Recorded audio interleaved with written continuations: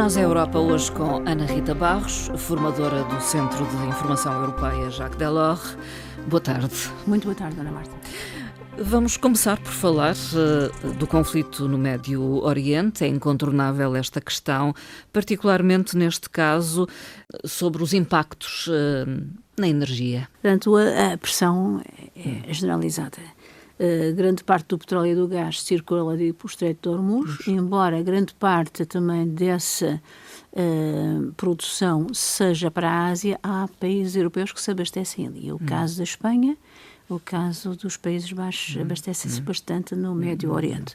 Há outros países europeus que se abastecem no Norte da Europa, como nós sabemos. Portanto, há ali várias fontes de abastecimento. No entanto, as restrições à circulação ali no Estreito de Hormuz fazem uma pressão sobre os preços, porque o petróleo não é um mercado local, o petróleo é um mercado global. E, portanto, qualquer implicação tem influência nos preços. E é isso que se fez sentir esta semana, desde o início da semana, onde na segunda-feira os preços e as cotações subiram logo 8% a 9%, ao longo da semana têm vindo a subir gradualmente, atingindo os níveis mais elevados desde 2024. O impacto sobre o preço leva à corrosão da economia. Vai ter implicação nas empresas, tendo implicação nas empresas, tem implicação no investimento, vai ter implicação nas famílias, aí tem implicação no consumo. Nós já sabemos como é que é. Comparativamente à situação que nós assistimos dos Estados europeus na Ucrânia, e o nosso Estado português já anunciou isso, pode haver aqui uma compensação à subida de preços. Portugal já disse que sim, que ia baixar o ISP, porque, aumentando os preços, logicamente que o IVA sobre os produtos petrolíferos aumenta e, entretanto, o que o Estado português arrecada no IVA vai compensar no ISP. Tudo tem implicações com os preços e a inflação. Vai aumentar a inflação. A inflação rondava 1,8%, 2%, que é aquele ponto ideal apontado pelo Banco Central. BCE. Já há perspectivas de aumentar para já para 3%. É pouco, 1% dizemos nós, mas em termos de inflação é muito, como nós sabemos. De acordo com o BCE, sem uma posição oficial, mas através de um membro da sua comissão executiva, ao referir-se esta semana, diz que a queda no fornecimento tem implicações imediatas na inflação e que isso será uma consequência inevitável pelo abrandamento da economia. Portanto, a economia vai arrefecer. A dimensão e a profundidade desse impacto tem muito a ver com a duração do conflito e com a extensão do conflito. A verdade é que se agudizou rapidamente. O problema da Europa são os seus estoques de gás. O inverno foi muito frio, os estoques da Europa em termos de gás estão a um terço. Portanto, 33% é extremamente baixo, coisa que não acontecia, ou que não aconteceu o ano passado, e, portanto, tudo isso tem implicações. Podemos dizer, vamos procurar mercados alternativos. Não se procuram assim, não é? Sim. Além disso, os preços também não são competitivos. Onde é que nós europeus, nos vamos abastecer? A Rússia, com os problemas que nós temos e as sanções. A Angola, portanto, na parte da África, na América Latina, Venezuela agora, que controla os Estados Unidos, nos próprios Estados Unidos, enfim, na Noruega, enfim.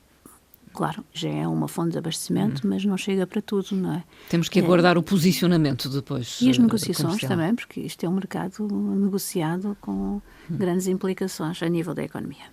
Naturalmente que isto colocou os países da União Europeia, os Estados da União Europeia, perante desafios, até no posicionamento face ao conflito. Espanha desafiou Washington. Bastante, não é? Segundo o Financial Times, o primeiro-ministro espanhol disse aquilo que os outros líderes europeus não conseguem dizer. Ou não podem. Ou não podem. E comparou o primeiro-ministro espanhol à deusa da mitologia grega, da vingança e da punição divina contra os crimes e contra a arrogância dos homens, Nemesis. Portanto, uma comparação, não sei se é muito elogiosa, mas pelo menos é uma referência à posição única de Pedro Sánchez. Tensão, então, entre Espanha e a administração norte-americana. E a causa qual é? A decisão do governo espanhol da não utilização de duas bases. De duas bases. A base naval de Rota e a base aérea de Mohon. Portanto, localizadas no sul da Espanha, foram retiradas. Claro que o presidente da administração norte-americana diz que não faz falta nenhuma, se tivesse utilizado, tinha utilizado, portanto, mas isso é muito à sua posição. O que é certo é que não as utilizou. E isso simboliza, portanto, uma posição da Espanha, não só como diferente dos outros Estados-membros da União Europeia e também da NATO. Portanto, é preciso ver que é um membro da NATO que tomou esta posição. Esta ameaça endureceu a política comercial norte-americana, com o presidente Trump a dizer que bloqueia todas as trocas comerciais com a Espanha. Claro que a União Europeia já se manifestou, dizendo que o acordo firmado no verão passado relativamente às tarifas foi com a União Europeia e que qualquer ameaça dirigida a um Estado-membro é uma ameaça dirigida à União e, portanto, não aceita as condições. Veremos o que é que acontece em termos de transações comerciais da Espanha com os Estados Unidos. Da União Europeia. E da União Europeia também. Com os Estados Unidos também. A União Europeia que tem estabelecido vários acordos comerciais com outros Estados. Este ano, sim, tem sido profícua nisso. Com a Índia, que ainda falamos não há muito tempo, e com o Mercosul. A aplicação do Mercosul foi agora considerada provisória. A Comissão anunciou a aplicação provisória após a ratificação do acordo por 2 Estados, portanto, signatários, Argentina e Uruguai. E isto porque como é que se consegue aplicar um caráter provisório a um acordo na medida em que o Parlamento Europeu tinha enviado o documento para apreciação pelo Tribunal de Justiça? Porque a própria aprovação, a ratificação do Conselho Europeu previa isso. Dizia que, tendo apenas um Estado assinado o acordo, era permitido esta autorização provisória até à aprovação final, portanto, até à deliberação, talvez. Sim, do Parlamento, até o parecer favorável, que esperamos que sim, do Tribunal de Justiça Europeu. É uma aplicação com restrições, mas, no entanto, vai ser aplicada a alguns produtos em determinadas condições. A França já se opôs, são os agricultores franceses que mais têm reivindicado uma posição contrária por causa dos preços competitivos que aqueles mercados muitas vezes trazem e pelo controle que nem sempre é possível de pesticidas e de outros produtos adicionados à agricultura.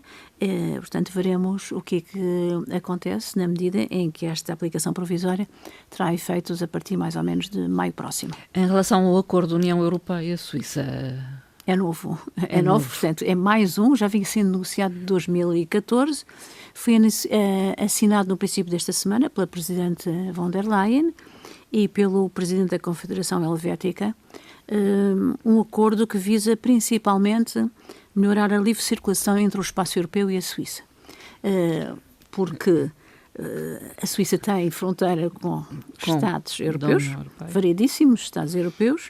Cerca de 1.500.000 europeus vivem na Suíça e aproximadamente 450.000 cidadãos suíços vivem na União Europeia. Além disso... A Suíça não é membro da União Europeia. Tem acordos, como é o caso deste. Diariamente há cidadãos de um lado e do outro que atravessam fronteiras para ir trabalhar, quer na Suíça, quer nos Estados limítrofes. Acontece que, sendo a União Europeia o maior parceiro comercial da Suíça, tem todo o sentido haver um acordo desta ordem. Para facilitar estas transações inter-espaço europeu e Suíça, foram estabelecidos um conjunto de regras, entre as quais regras de segurança alimentar dos produtos fornecidos país a país. Se a Suíça também comprometesse com este acordo a participar em iniciativas europeias, desde o Erasmus+, ou a Europa Digital, ou o programa Horizonte Europa da Investigação, bem como em mecanismos europeus da saúde, porque a saúde, claro, não tem fronteiras, não é? Como nós sabemos. Estreitaram-se relações, no fundo. Portanto, também a parte dos estudantes europeus que vão para a Suíça têm as mesmas propinas e as mesmas taxas que são aplicadas aos estudantes suíços. Para estabelecer este acordo, a Suíça comprometeu-se anualmente a transferir para a União Europeia 375 milhões de euros, destinados ao Fundo de Coesão pela sua participação nestes programas e no acordo comercial. E no mercado único também. O acordo fica, contudo, sujeito à ratificação. Pela parte europeia já conhecemos o Parlamento e o Conselho. No caso da Suíça, o Conselho Federal Suíço vai submetê-lo ao Parlamento e vai ser alvo de um referendo, porque na Suíça estas coisas funcionam desta forma. Veremos o resultado, porque o Parlamento Helvético é que vai definir as condições e a data em que se vai realizar o referendo. O Serviço Europeu de Seleção de Pessoal lançou um concurso com ofertas de emprego. Podem interessar àqueles que nos escutam, não é? Penso que sim, principalmente aos jovens e menos jovens, licenciados, destina-se a licenciados de qualquer área de formação, é interessante, qualquer área de formação, com ou sem experiência, que ambicionam uma carreira europeia. Os candidatos devem possuir nacionalidade de um dos Estados-membros e ter conhecimento de pelo menos 2 línguas europeias, língua materna e mais uma.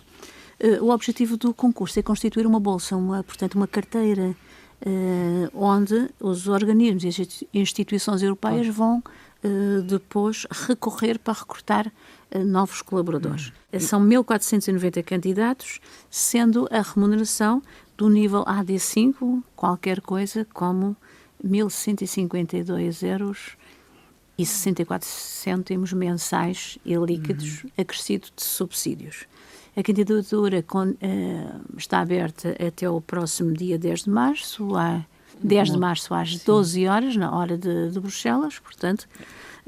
São candidaturas que são lançadas periodicamente, mesmo que não tenham tempo até o dia 10 de março, hoje é dia 6, fica, portanto, a informação para irem ao serviço EPSO, consultarem, porque estas ofertas são periódicas, extremamente interessantes.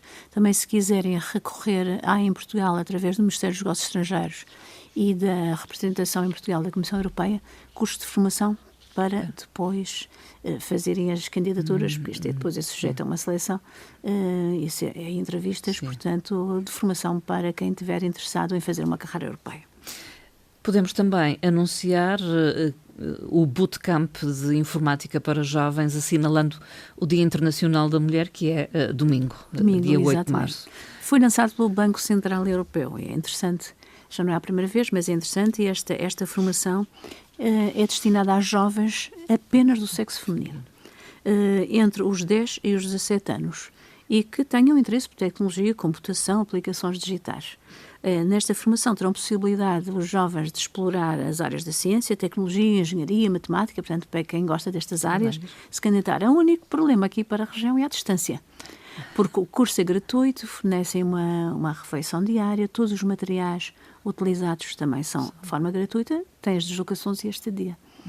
E, além disso, crianças com 10 anos têm que ser acompanhadas por adulto. É pena nós, de facto, estar a uma certa distância de Frankfurt e conseguir meios para lá chegar. O programa é ministrado em inglês, são 24 vagas, distribuídas completamente aleatoriamente, compreende jovens dos 10 aos 13 anos, 12 vagas, e dos 14 aos 17, outras 12 vagas, e realiza-se já no dia 23 e 24 de abril próximo. As inscrições estão abertas até 19 de março, podem pelo menos, basta pôr Bootcamp Banco Central Europeu, ou BCE, ou SCB, a sigla em inglês, vai lá ter, veem pelo menos como é o registro, o formulário, ficam a conhecer, incentivem os vossos educandos e os educadores também a se deslocarem até Frankfurt e assistirem e participarem neste curso de formação, que deve ser muito interessante. Aqui no programa também a doutora Ana Rita Barros assinala o Dia Internacional da Mulher, deixando alguns dados do Eurostat. O Eurostat esta semana publicou várias estatísticas sobre as mulheres, variedíssimas. E uma delas tem a ver com os lugares de direção, lugares de chefia. Segundo dados do Eurostat de 2024, na União Europeia, 35% dos lugares de direção são ocupados por mulheres. Relativamente a 2014, houve uma certa evolução. Na altura eram 31,8%, agora são 35% dos lugares. A percentagem mais elevada está concentrada na faixa etária até aos 39 anos e vai reduzindo posteriormente. Sim. Faixa etária dos 40 aos 64 passa de 39 na faixa etária mais baixa para 34,4 e depois vai diminuindo acima dos 65, até porque as pessoas saem do mercado de trabalho, portanto é mais reduzido. Uma análise por país revela que os valores percentuais mais elevados situam-se na Suécia, como não podia deixar de ser, não é? Onde a paridade é muito mais. Já foi alcançada há algum tempo. Portanto, 44,4% é essa percentagem. Na Letónia, com 43,4%, seguindo-se a Polónia, com 41,8%. Portanto, todos estados do norte da Europa. Os valores mais baixos encontram-se no sul. Chipre, o mais baixo de todos, com 23,3%, a Croácia e a Itália. A Itália, que é um país industrializado, enfim, liderado por uma mulher. Mas, é verdade. Enfim, ainda há aqui, deve haver muita diferença se nós analisarmos o norte de Itália com o sul de Itália. Portugal situava-se em 2024 na 10ª posição dos 27, apresentando valores acima da média europeia, contudo, e situando-se à volta dos 38% para estes lugares de chefia. Ficam estes dados uma forma de assinalarmos o Dia Internacional da Mulher, celebrado a 8 de março. A terminar, uma frase proferida pelo Presidente da República Portuguesa, Marcelo Rebelo de Sousa. Ainda. Exatamente, ainda Marcelo Rebelo de Sousa, que se deslocou às instituições europeias, exatamente há 8 dias, portanto na sexta-feira da semana passada, para agradecer toda a colaboração prestada durante o exercício das suas funções. E disse o seguinte: quando se olha para a realidade geopolítica, percebe-se que o sonho europeu é um sonho que tem de ser alimentado todos os dias. Não há Portugal sem sonho europeu, sem uma Europa forte. Nem há uma Europa forte sem um Portugal forte. Marcelo Rebelo de Sousa. E ficamos por aqui. Muito obrigada.